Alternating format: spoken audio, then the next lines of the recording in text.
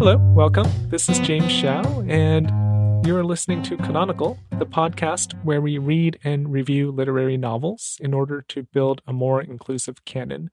We have a bonus episode today with Michael X. Wang, author of Further News of Defeat, who recently won the PEN Bingham Prize.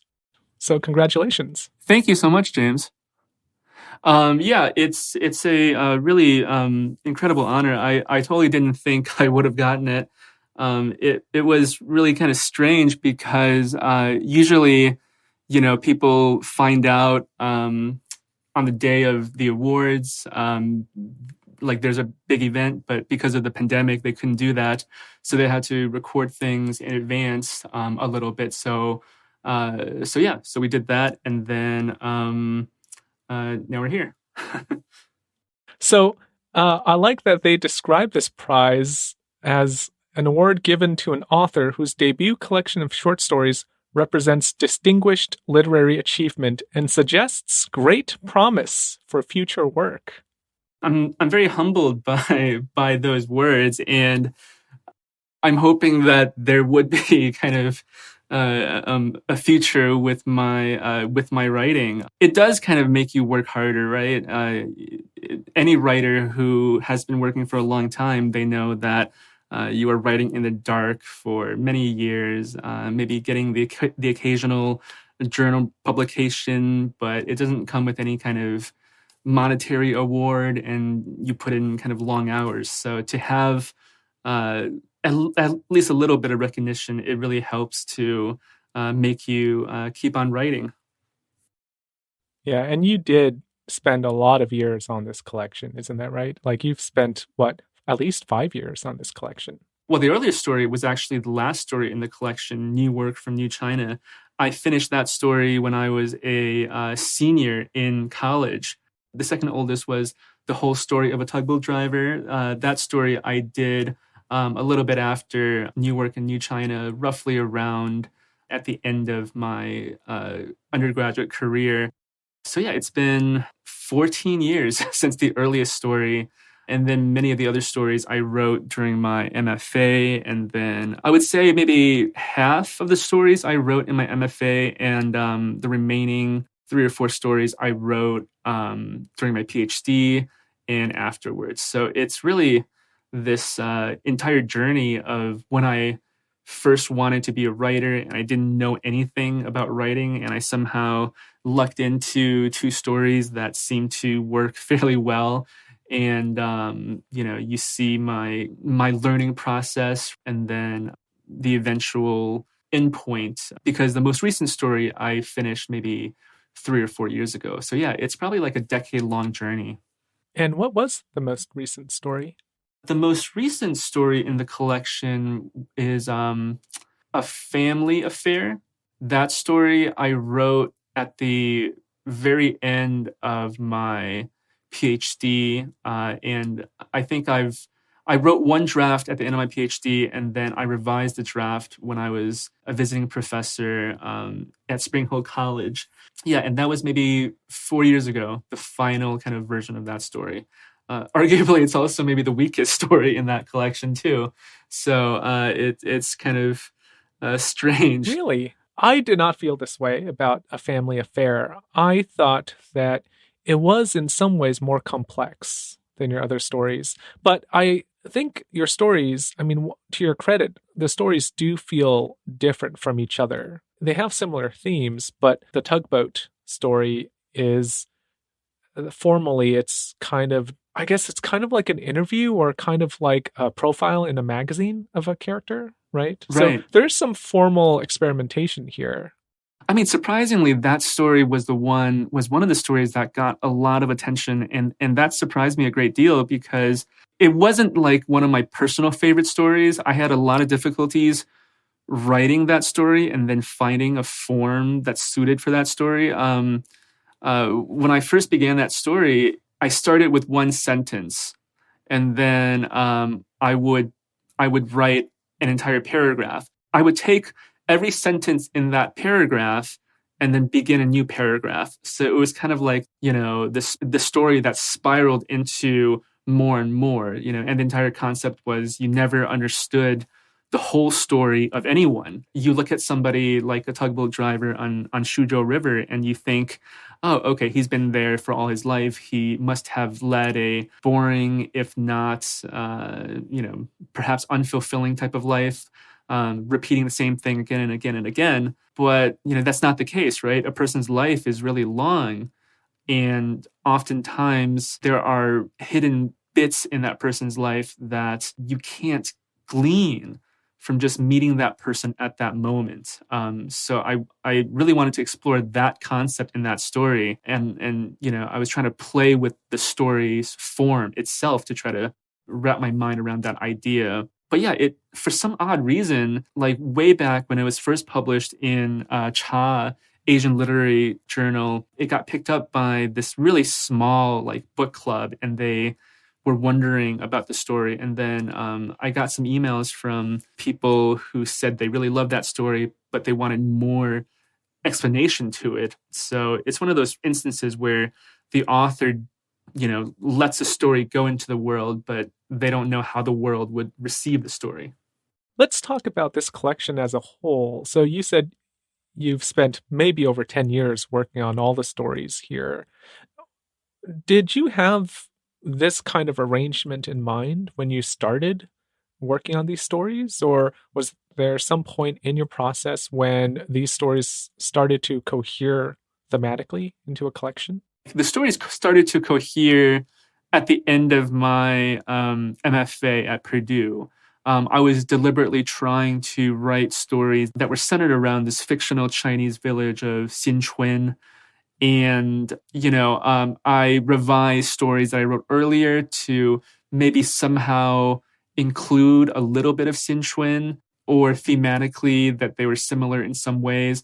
There were some recurring images, right? Like the well, and maybe even firecrackers going off. So by the time I had 5 or 6 stories in the collection, it started to cohere together. I did write some other stories that takes place in Xinchuan as well. And some of those stories, they are much weaker than the ones in this collection. And it was really when I got rid of some of the weaker stories, maybe shelve them for later on, that, this 10-story collection started to take the form that you guys read now. One of the themes that stood out to me in these stories was how many of these characters break contemporary societal norms. So, for example, you have a father trying to marry his adopted daughter. You have organ harvesting in a story. You have concubinage, murder, to name some of the more shocking situations in this book. What is it that draws you to these extreme situations in fiction? I mean, extreme situations really reveal who somebody truly is. These situations are those that we never are truly able to grasp with as individuals. And I think at least for me, these situations people maybe encounter once or twice or a few times in their lifetime, but they really show you who you are in a way. Like, you might only skirt along these situations. It might not hit you headlong. For example, the first story in the collection, A Minor Revolution, it was taken from personal experience. I was in Beijing during the time of the Tiananmen Square massacre, and my father, both my parents, they were graduate students in Beijing. Like, I was only 6 years old, and on the night when the soldiers started shooting, my father was within the crowds. But around 1 a.m., he ran up to our apartment and, very excitedly, he told my mother they started shooting.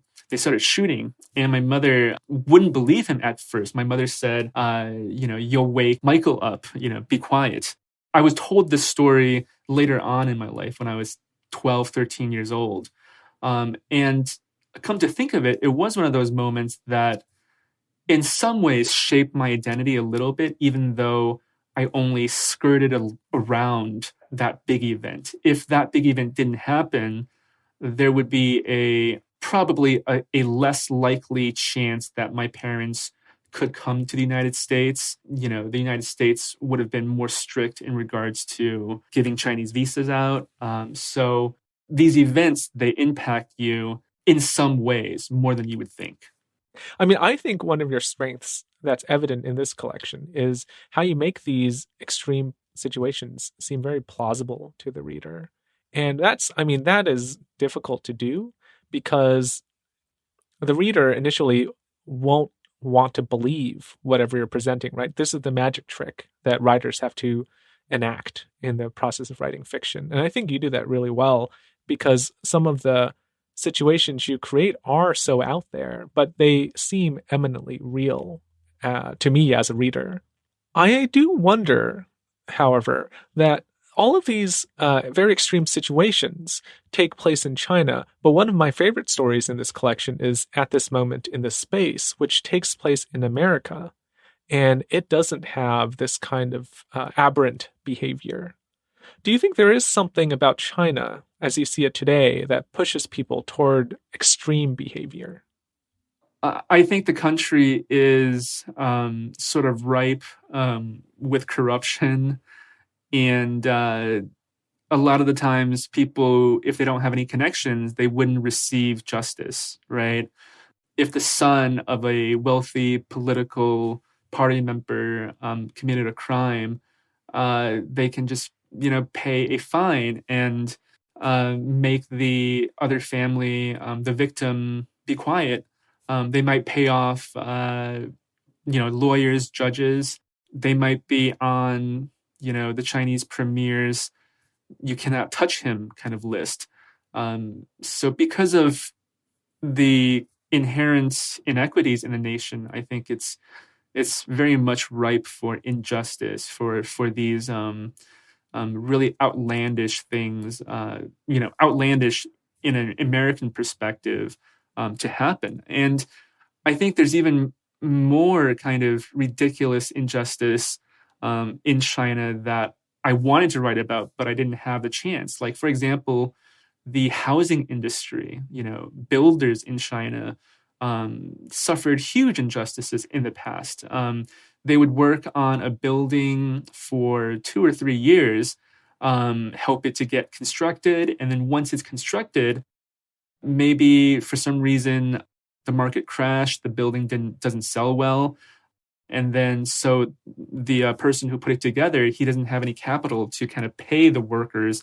And because of his connections with the Communist Party, he can just flat out refuse to pay the workers all of their hard work for many, many years. And that kind of stuff just doesn't happen in the United States, where it happens very, very infrequently. So I think some of the things that seem kind of outlandish in the collection, they're not really so outlandish in a country like China. I think it's interesting that you mentioned At This Moment in This Space is a story that kind of showcases someone who doesn't really do anything outlandish. I think when I was workshopping this story, one of the biggest criticisms was that people, one of my readers mentioned that people couldn't believe that the father would not tell his oldest son that his mother and his brothers have died. Like, I think that was a big sort of non-believing point in that story.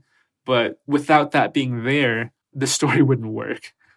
But that is different. I mean, that's different in scope. That's someone saying, "Oh, I don't believe a character would do this very realist, not commonplace, but it's a more commonplace occurrence, the death of a relative, right? And how one reacts to that." And a reader is saying, "Well, I wouldn't do it in that situation, and I don't know many people who would." But that's different from, for example, a father marrying his daughter, Right. right? Like, that is a big taboo. But you have that kind of story in this collection. Like, that's a central plot point in one of your stories, which I really liked. That was one of the stories I really liked. So you talked about this also as well, this idea that people don't have a lot of power, that there is this social stratification and inequity where the well-connected can get away with pretty much anything. So, is this why so many of the characters in your stories are powerless? Do you think this is something that is a characteristic of a contemporary Chinese story? Yeah, I haven't really thought about it that way, but I think you're right. I think being powerless is probably a central theme to contemporary Chinese stories, probably not even contemporary Chinese stories, probably to fiction set in quote unquote third world countries or dictatorships and such. Powerlessness is probably, and arguably it should be, one of the central themes. On our podcast, we recently read a series that, once again, you were a guest on, the Chinese contemporary sci fi series, where we read The Three Body Problem, Vagabonds, and The Fat Years. And definitely in The Three Body Problem and Vagabonds, people are not powerless. People have this luxury of choice. And in The Fat Years, I think there is a bit more powerlessness. I mean, it's a book that has been shunned by publishers because it's critical of the government. Mm-hmm. But I think it is interesting that the other two books, written by Chinese authors, do not have this kind of hopelessness. I wonder if there is this difference, between people who are part of Chinese society now and like people like you who's living in America and Chen Kuncheng who lived for a long time in Hong Kong, that from the outside looking in, you can see that inequity and you can see the sort of helplessness or hopelessness. But for people who are part of the society, that they don't really see it. Or if they do see it, they're at least not writing about it. Or it might also have to do with where they grew up, right? If they were growing up in cities, more in urban areas, I think they would feel a greater degree of agency because they were given an education. I think if they grew up in more rural areas, the countryside, that agency would be less, or it would be different. I mean, people who grew up in the countryside, if they wanted to do anything, the first thing that they need to do is get out of the countryside. And for most people, it would be to find labor in the cities. They would have to start from there. Or if they, manage to climb to the top, at the very least, 5% of their high school, and they manage to get into a really good college, they could kind of find agency in that way. I mean, these people don't have the luxury to write. I mean, they might be illiterate or they might have to work all day. They don't actually have the time to sit down and write. Right. It's also this case where the people with the least amount of agency, in some ways, they are not aware of the restrictions in their agency. Like to most people in China, the country is probably getting better in some ways. And that's probably because China has suffered so many bad years in the last, century and a half. So the fact that it's getting better, for some people, they might think that there is not this real need for change or for increased agency. From their perspective, everything is fine. Everything is better than fine. But, from a Western perspective, that is much different. So if you were to write a collection of stories featuring characters from the US, do you think you would still have this kind of powerlessness at its core? Or do you think stories set in America are inherently different? I'm not sure. I'm not sure if I'm kind of drawn to the theme of powerlessness itself, or, is it because I was born in China? My father was from a long line of Chinese peasants, and he got out of the country based on education. So I'm not sure if it's because of that, or is it because of the literary traditions that I really enjoy reading. One of my favorite authors is Chekhov, and I think his characters are all powerless, and powerless in the sense that they cannot see themselves. Like they are peasants, or they could be doctors, or they could be soldiers, but they don't know what they are doing wrong in their lives. And you get a sense that they are pathetic because of it. There's a great dramatic irony, between reader and Chekhov's characters that makes them powerless, that makes them pathetic. And I was really drawn to that as an early reader. So it's difficult to say if I'm imitating the writers who I loved, or is it because I'm writing about my past and my family and my country, or it might be just a lucky happenstance that those two things corresponded. I don't know. A lot of your stories have the word new either as part of the title, like, for example, Newark in New China. Is there a newness you are hoping to see in China or one that you already see?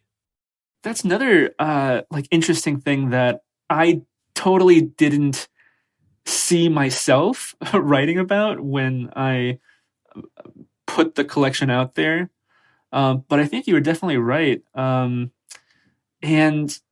I think China as a country, it is destined to change. Like, there's no way that in the next, I don't know, 50 years, something dramatic, hopefully something not violent, would happen.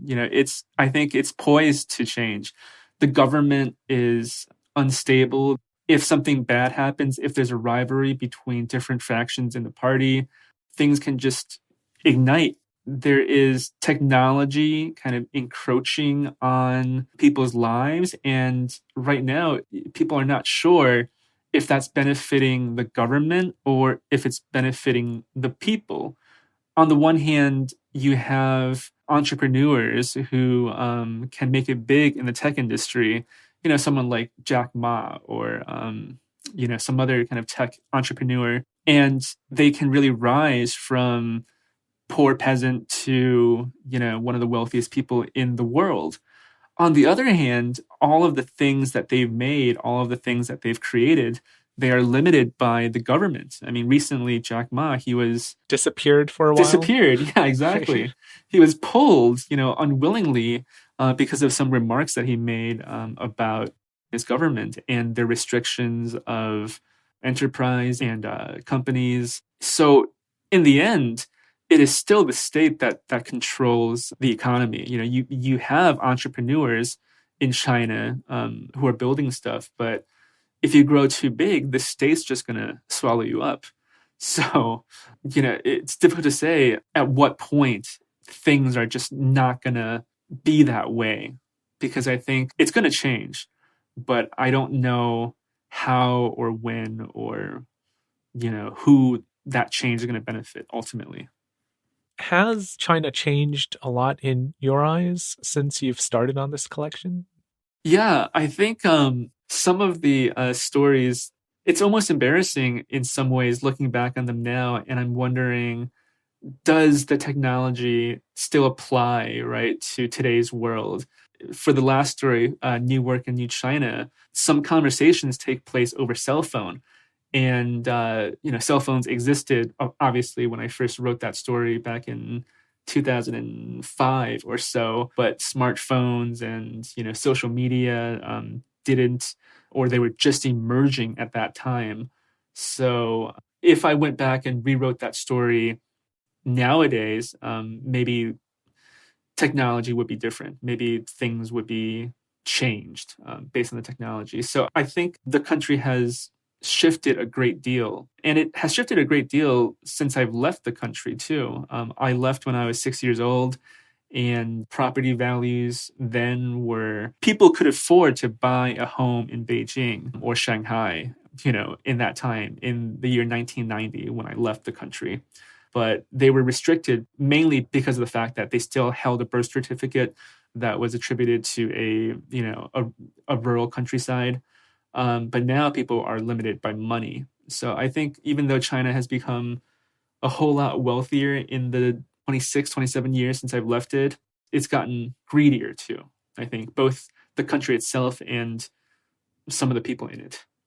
And also, around the time when you were in China, the state run enterprises would give out homes to their workers. Right. That is not happening now. I mean, it's way too expensive for a state owned enterprise to give out housing, housing that costs like $1 million US Yeah. to all their workers. So we're talking about the politics of China here. A lot of people have described your work as political, which, often in this context is code for Chinese government or Chinese society. Do you think then that you can say that what you have portrayed in your work is your view of society at large, or is it just Chinese society? I think there is, I mean, I hope there's a universality to my stories. I hope that the problems that my characters face, even though they're in China, and even though a lot of the problems they're facing was produced by China, American and Western readers can still relate, and they're still, in some ways, universal things that people need to deal with. I think that the West, America, Europe, they have this very kind of focused, if not narrow, view of China, of Asia. I mean, anytime that you see the media, the Western media, talk about the country, it is almost always in a negative way. Like over the last 2 years, whenever I hear about China on NPR or, on NBC or some of the big media companies, my ears kind of prick up. And I cannot remember a single moment in which the media has talked positively about the country. And I think that does so much disservice, that creates a huge gap between the people. And it's really the people, right? Like politics and people, they are different than one another. The things that the Chinese government needs to do better on in terms of freedom of speech, human rights, and intellectual property. I mean, all of that they need to improve and to do. But you shouldn't regard the people as being equated to the political institutions that they're in. And I think what the American media is doing is that they are doing that. And you see in the last year that people are being even more brazen about it. You have like Trump, and now with the pandemic, there is kind of violence being taken out against Chinese people and Asians in general. And people are starting to equate politics and enemy with the people that you meet on the street, the people who are living in the country. And I think that is the worst, and that should be improved upon. And I hope a part of my fiction is universal enough that it kind of allows readers and Americans to connect with the Chinese people at large. So, as you are both Chinese and American, you wrote this collection of stories about China in English. How do you see this collection as an author in relation to a reader? Do you think that this collection is an exploration of Chinese history that's shared already, or is it an exposition of a history that the readers in America don't know about? I want Americans to have like a different view on some of the more important moments in Chinese history, and its people. I don't dare to say that I speak for all Chinese people or whatever, or the entire country. I don't think I do, but I think I certainly have some background in the more rural areas of the country. I have lived in a Chinese village for a number of years, and the more rural parts of the country are those parts in which an American audience knows the least about. So I feel like even though I cannot probably say that I speak for the entire country, hopefully I still speak for some of the more rural areas, maybe parts of Shanxi, my home province. That's my hope. So, let's move on to your next project. What's next for you? I have a novel coming out called Lost in the Long March. It's slated for a summer release, and it deals with two soldiers who goes through the Chinese Communist Revolution. They have to kind of abandon their child on the mountains of Sichuan, and it's a lot of the novel is them searching for their child in this chaotic sort of time period in Chinese history. I'm also working on another novel tentatively titled The Synthetic Red Utopia of the Mind. And it's about kind of consciousness and immigration, and if the United States and China switched places, switched roles in the world, what that would be like. I am working hard on that, but no ETA. Well, I'm looking forward to your book that's coming out next year. And yeah, the other book sounds interesting too. Sounds more speculative, a little bit different from what you have in this collection, though you do have a few speculative stories here. Or definitely at least one speculative story in this collection. Well, I'm not going to take up any more of your time since it sounds like I'm sure you've got a lot of busy days ahead with the new book and with this win under your belt. Will you be doing any readings soon? Well, no trips as of yet, but I am doing a reading on May 21st with the Great Indoors reading series, which started right after the pandemic. If you follow me on Twitter, you can follow a link to when that reading is going to be given out. My Twitter handle is Michael X Wang 3. So there were 2 other Michael X Wongs who beat you to Twitter? I guess. People can find you on Twitter at Michael X Wong 3. Or they can probably go to your website, right? Is it? Oh, right. Yeah, I have one of those too. You can look me up at michaelxwong.com. All right. Well, thanks again, Mike, for joining me here for this interview and for giving us your time. We are also on social media at Canonical Pod, and we have a book club on Reddit at Canonical Pod. You can find that link in the episode description.